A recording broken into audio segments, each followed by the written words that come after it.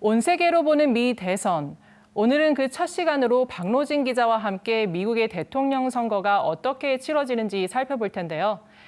박 기자는 미국 캘리포니아 출신이잖아요. 네, 맞아요.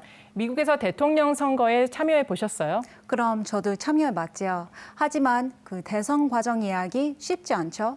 저도 미국에서 태어나고 자랐지만 미국 대통령 선거는 미국인도 모른다라는 얘기가 있습니다. 선거철만 되면 방송국에선 처음 하는 것처럼 대선 방식을 소개하죠. 네, 이렇게 어렵고 복잡해서 미국인들도 잘 모른다는 미 대선. 그럼 저희가 차근차근 설명을 좀 해볼까요? Sure. 보시는 것처럼 지난달 미국의 거대 양당인 민주당과 공화당이 전당대회를 열고 각각 대선 후보를 확정했는데요.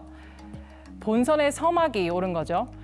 미국 대통령 선거에 있어서 경선은 정당에서 자신을 대통령 후보자로 선출해줄 대의원의 다수를 확보해 나가는 레이스라고 할 수 있죠. 네, 대의원을 먼저 뽑고 뽑힌 대의원들이 정당대회, 내셔널 컨벤션에 모여서 대통령 후보를 결정하기 때문이죠. 그래서 유권자들은 특정 후보를 뽑는 것이 아니라 특정 후보를 지지하는 대의원을 뽑는 겁니다.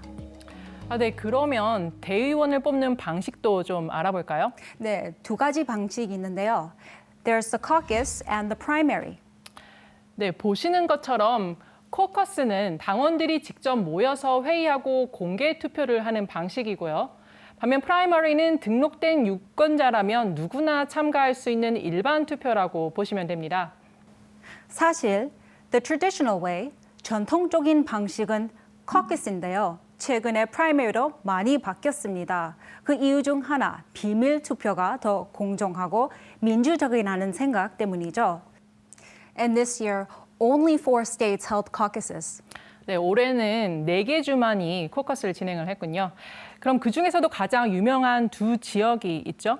네, the Iowa caucus and the New Hampshire primary. 이 두 곳이 중요하게 된 이유가 있나요? 네, 미국에서 가장 먼저 예비 선거를 치르고 다른 주의 선거에도 영향을 미치기 때문이죠. 과거 우연하게 가장 일찍 시작하게 되었는데요. 이제는 법으로 제정해서 항상 가장 먼저 하는 지역이 됐습니다. 그리고 이렇게 예비 선거를 하면서 사람들의 관심을 제일 많이 받는 날이 있죠. 혹시 그날 아세요? 무슨 날을 말씀하시는 거죠? Have you heard of Super Tuesday? 슈퍼 화요일. 저도 들어봤습니다. 미 대선에서 가장 큰 규모의 예비 선거가 한꺼번에 열리는 화요일 아닌가요? 네, 맞습니다. 보통 2월이나 3월에 열립니다. 그럼 이렇게 대의원들이 선출이 되고 나면 그 다음에는 이제 어떻게 되나요? 네, 뽑힌 대의원들이 모여서 정당대회를 열고 당의 최종 대통령 후보를 선출합니다. 그런데 어느 후보가 대의원의 과반수를 가졌는지 이미 다 알고 있기 때문에 정당대회는 사실 후보를 지명하는 축제라고 또 볼 수 있습니다. 네, 후보 지명자도 홍보하고 상대당과의 차별성도 부각시키고요. 이 과정에서 유명 인사들이 나와 후보 지지 연설을 하면서 화제몰이도 하죠. 네, 그렇습니다. 이런 정당대회는 미국 전체에서 생중계되면서 본격적인 대통령 선거의 시작을 알리게 됩니다. 네, 이렇게 해서 본선 레이스가 시작이 되는데요. 국민 모두가 한 표를 행사해서 대통령을 뽑는 우리나라의 직접 선거제와는 달리 미국은 국민이 자신이 속한 각 주의 선거인단을 통해 대통령을 뽑는 간접 선거제를 실시합니다. 각 주에 배정된 선거인단의 수가 다 다른데 이것은 어떻게 결정이 되는 거죠? 네, 이 부분은 좀 복잡하다고 생각도 할 수 있는데요.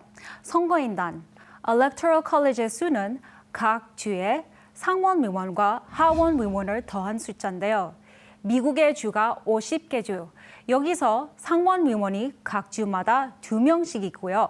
하원 의원은 인구수에 비례하죠. 네, 그래서 인구수가 가장 많은 캘리포니아의 경우 박 기자의 홈타운, 고향이기도 하죠. 네, 맞아요. 선거인단 수가 무려 55명이 배정이 되어 있고요. 반면 알래스카의 경우 인구수가 적기 때문에 3명이 배정이 되어 있습니다. 미국 전체로 보면 선거인단은 총 538명, 이 수의 과반인 270명을 확보를 해야 대통령이 될 수 있는데요. 그래서 과반수인 이 270을 마법의 숫자, 마직 넘버라고 하죠. 네, 맞아요. 잘 아시네요. 그런데 여기서 키 포인트가 있습니다. 예를 들어 캘리포니아주 투표 결과에 A 대통령 후보가 이기면 캘리포니아 선거인단 55표를 A 후보가 모두 가져가죠. 이것을 winner takes all. 네, 승자 독식 방식인 거죠. 네, 맞아요. 네, 다시 한번 말씀을 드리면 박 기자와 제가 대통령 후보라고 가정을 했을 때 예를 들어 캘리포니아주의 경우 인구수가 얼마나 되죠? 혹시 아세요? 약 40 million. 4천만 명이라고 하는데요. 여기서 제가 단 10표 차이로 이겨도 이 캘리포니아주의 선거인단 55명의 표를 제가 다 모두 가져가는 것이 되는 거죠. 네, 맞아요.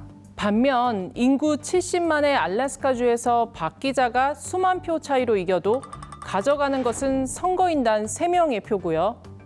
네브라스카주와 메인주를 제외하고 모든 주가 이 방식을 채택하고 있습니다. 이 승자 독식제 때문에 popular votes, 즉 유권자 총 투표수에서 더 많은 표를 얻더라도 선거인단 수에 밀려 낙마하는 경우도 생길 수 있다고 하는데 실제 이런 경우가 있었나요? 네, 미국 역사상 총 5번이나 있었는데요. 2016년 대선 때도 그렇습니다. 민주당의 힐러리 클린턴이 공화당의 도널드 트럼프보다 전체 유권자 투표수에서 훨씬 앞섰는데요. 선거인단 수에서 밀려 트럼프가 당선됐죠. 유권자들, 즉 국민들의 표를 더 많이 얻은 후보가 이렇게 탈락하는 경우가 생기다 보니 이 대선 때마다 이 선거인단 제도의 문제점을 지적하는 논쟁도 끊이지 않고 있다고 들었는데요.